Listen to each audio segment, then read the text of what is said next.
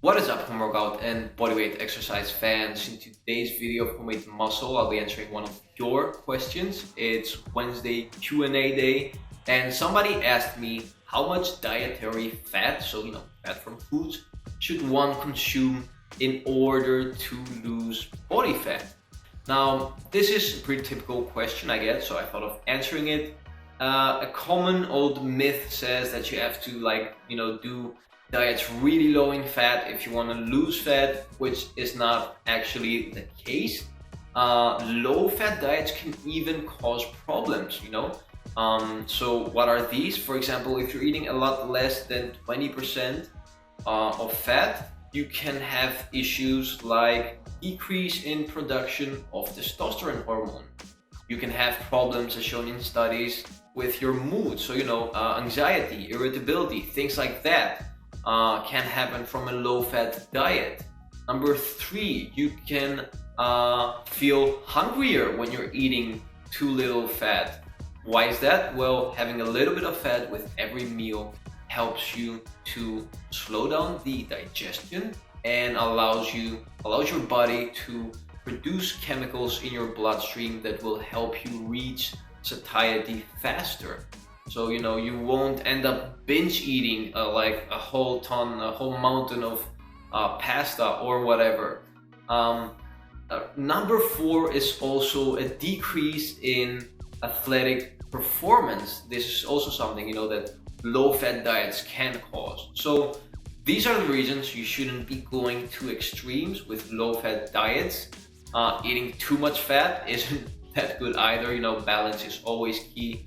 Why you shouldn't be eating too much fat? Well, it's going to make it too difficult to keep your calories in order. So you'll be probably eating too many calories.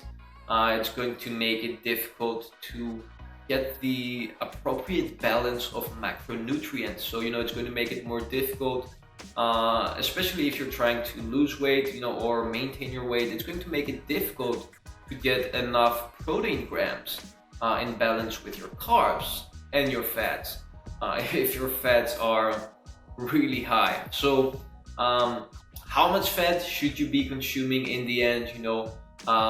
Anywhere between 20 and 30% is a good place to start with. So first of all, it depends on the person. You have to learn to listen to your body.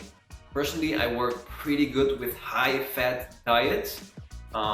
Always loved eating fats, and always felt better with them in comparison with like really low-fat diets. So number 1, learn to trust your body a little bit, experiment a little bit.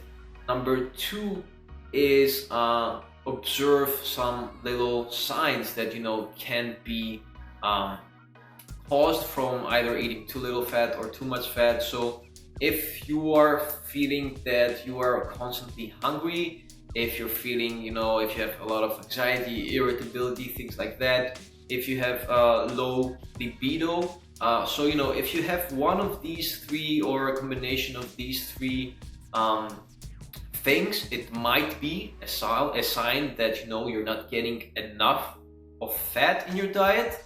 So try kicking it up a little bit. If you're feeling that you have low energy in your workouts, if you're feeling that if you're not getting enough of protein, if you find it really difficult to get enough protein from your diet, might be also a good reason to lower a little bit your fat intake, as long as your carbs are balanced. So these are little things that you can do, to experiment. And it goes without saying that, today's tips and suggestions are valid for people, who are normal, who don't have like health issues, who are not overweight and, have diabetes, for example, and all kinds of other issues. These are tips for people who have a little bit of an active lifestyle, or even more active if you're like a homemade muscle fan and training constantly, doing your strength training workouts every week, even better.